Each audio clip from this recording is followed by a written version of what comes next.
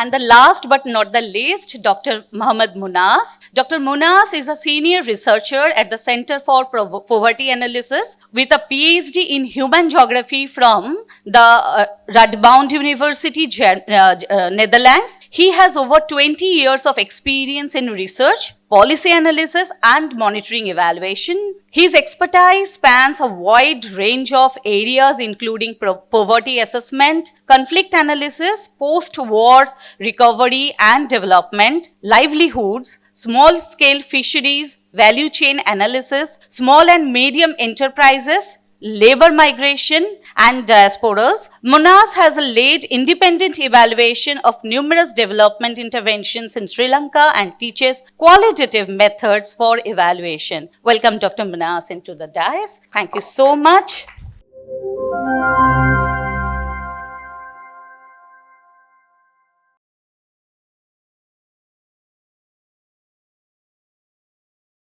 I would like to hear from Dr. Munas. If you would like to share your reflections or inputs about that equity-focused, gender, responsive evaluation. Over to you, Dr. Munas. Thank you, Arpita.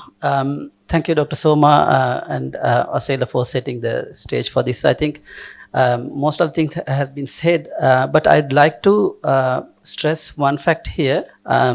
The evaluations we usually say, you do it after the project.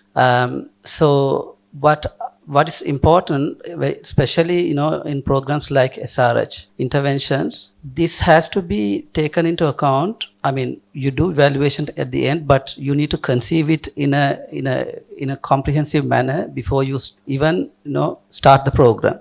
So my call is actually not to the program design people, but even it goes one step ahead, and it is for the donors. The donors need to, there needs to be serious commitment in relation to how you allocate funds, for instance. I mean, we have seen in many evaluations, in many projects, the evaluations are usually rushed, right? I mean, you are given 3 months or 2 months. I mean, maximum 3 months is given for an evaluation. Then you have to, rush the process. There's no time to, go through the documents. And there's also the primary data collection that needs to be addressed. So many things that you have to do within a few months. But these are programs that have been implemented for 4 years, 6 years, 8 years, right? I mean, your findings are slim because you can't get to the depth. So my call is to go a couple of steps ahead and, talk to the donors, and the donors need to also incorporate these requirements, because at the end you implement a program, and it's also a learning exercise. So if you don't learn from the program, then it won't be a sharper program in the future. So that's one point that I would like to raise here.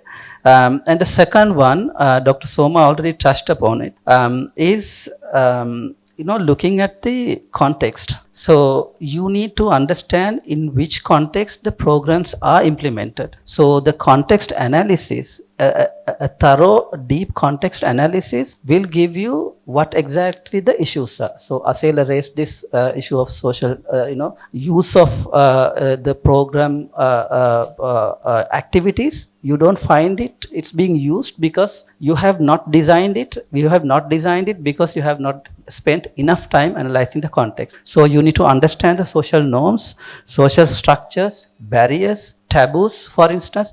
I mean, if you are implementing SRH programs, you need to know what kind of groups you are working with, right? I mean, those groups need to be thoroughly identified and what their needs are. I mean, there are different, if it's within the refugee community, for instance, usually the refugee communities, you call them invisible communities because they don't like to show themselves. So you need to, you need to make an extra effort to understand the context, identify who they are, what their needs are, what their interests are, and then design the program. So this is a couple of points that I would like to add to what both of them said. Now coming back to Dr. Munas again, as I saw that you have expertise in both quantitative and qualitative, and in Dr. Shoma's presentation we heard about that, that both quantitative for the question is what is happening, but why this is happening, that can be answered through qualitative approach.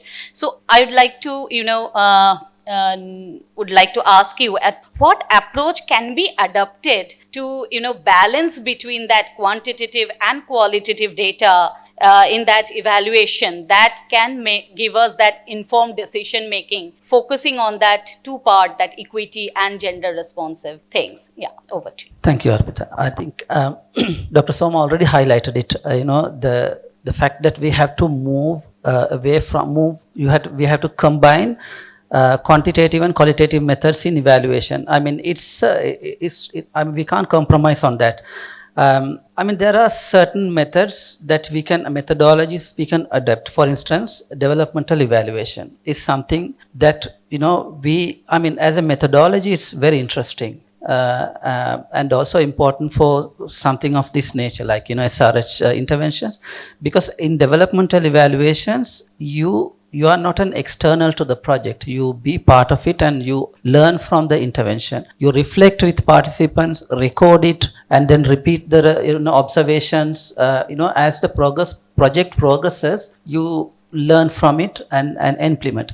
The biggest challenge in that is one thing Dr. Soma already raised: the capacities, the competencies, and the second is it's a lot of time consuming. So most of the donors wouldn't like it, because you would be spending considerable amount of money of the project learning from it. So that's an important part. DE also allows you to bring in quantitative data, right?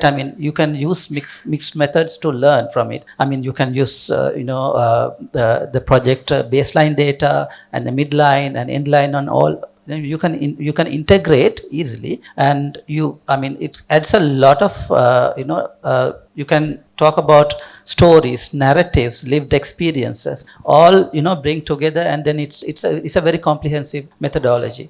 So one thing that I would like to also highlight here is that in any evaluation, especially evaluations of this nature, needs to take into the account of the ethical factor.